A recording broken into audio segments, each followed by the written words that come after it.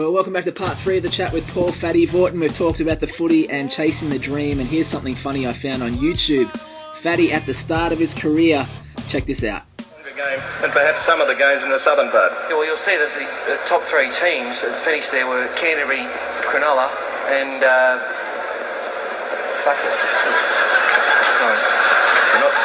We're not quite sure what's happening here. Yes, there you go, a star in the making, Paul Fatty Vautin on Channel 9. But here's some clips from the guys on the Footy Show. Fatty getting up to all kinds of things, and if you ask me though, this one could have been a little dangerous. multiple choice.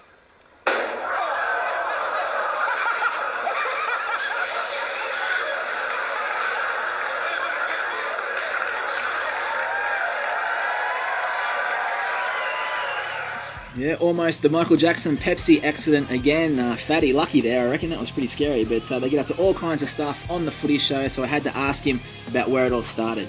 How did the media thing come about for you? I mean, it seems like, even talking to you now, your life's like this certain stages of like films that have happened. How did that come about? Oh, the media. Yeah. Oh, yeah. I was. I did a bit of work for Channel 7 during the 80s, late 80s, and then I was leaving training from East at Henson Park one night. I got a phone call from a bloke. He says, "Mate, my name's Gary Burns. I run the midday show. I'd like you to come on Friday and do a spot about State of Origin." Ironically, yeah, sure, I'll do that, Gary. You know. And then so I went on, and I was there with Ray Martin and Andrew Eddinghausen. Now, of course, ET, looks good and he's flash with your white teeth and everything's. And I've come on looking like a complete wood duck, I'm dressed at Lowe's and he's Armani. Yeah. But anyway, he did the spot and blah, blah, blah. And then at the end of it, ET went off in his limo and went back to Cronulla. And Gary Burns came on and said, "Mate, I like what you did." He said, "I'd like you to come back next Friday and do a spot with Simon O'Donnell, who was a cricketer, great bloke, great cricketer." So we did that, and that was the start of something that we did every Friday for about 4 years. Yeah, like a sports spot with Ray Martin. Then at the end of 1991, I retired from footy, finally finished at the Roosters after 13 years, and I had nothing to do.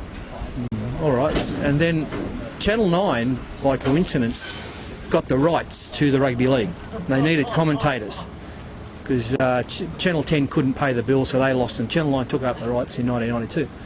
And I got a job. I've signed a contract to be a commentator for 3 years, and then from there we started doing a Sunday footy show, and then in late 1994, Gary Burns, who's now running sport, he said, "You know what?" He said, "I think we can do something with you blokes on a Thursday night. You and Sterlo and blah." I said, "Yeah, whatever, mate. We're easy, And it started, and I do remember the first show we ever did. Nothing went right. And it was complete dribble, and there was things where the tape bits didn't come, and to be honest, nothing's changed. But I walked off with Sterlo and I said, "Mate," "that was horrendous. They'll never put us back to air, ever." And we're 17 years later, we're still going. How does that make you feel, mate? Because, I mean, it's not an easy gig that you have hosting a show like that's, on a Thursday night live like that. Well, I think the thing about it is this, right? TV people are TV people. You know what? But Pete and I and the rest of us work on the show.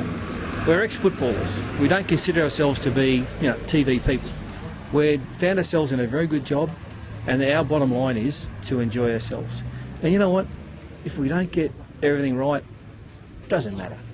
We don't care. I mean, we do care, but we just move on to the next thing, and away we go, And some of the great things over the years that we've done have been things that have gone wrong, on the show, or things we've said wrong. They're funny things, so we don't treat ourselves too seriously.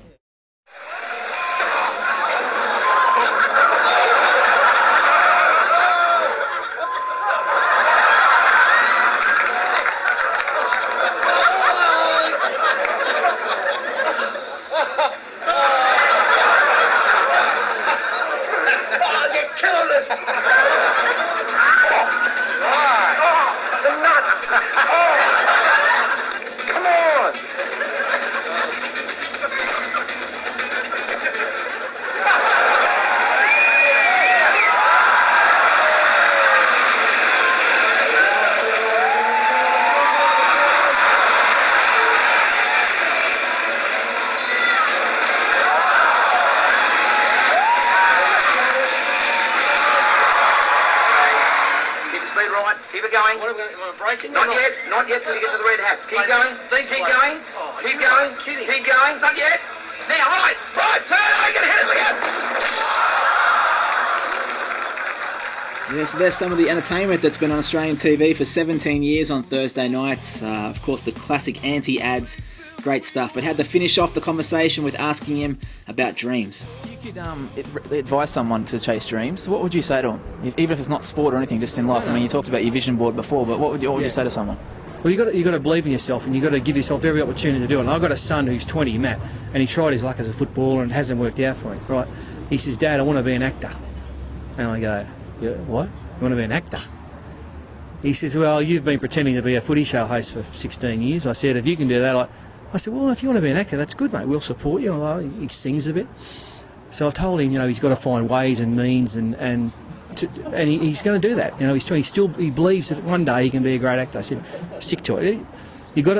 I could just say this: you got to believe in yourself, and don't listen to the people around you who want to pull you down, because there's so much negativity in the world from people and it's all born through jealousy. That's what it is, because they might be put in a box in their lives and not willing to branch out, but people do branch out and they're successful and people get the shits. Just got to believe in yourself, and seriously, there's nothing you can't do out there. That's what I used to say to myself on the football field and when I coached. There's nothing you can't achieve out in that field. If you want to make 6 tackles in a row, who's going to stop you? Only yourself, right? If you want to get the ball and then get tackled and then 2 tackles later take it up again, who's going to stop you? Only yourself. So that's it, mate. Just go for it. Awesome, mate. Great to have a chat with you here. Obviously talking to you a couple of nights out from the first Origin and Queensland win again. Yeah, we'll be winning. Please. Thanks, mate.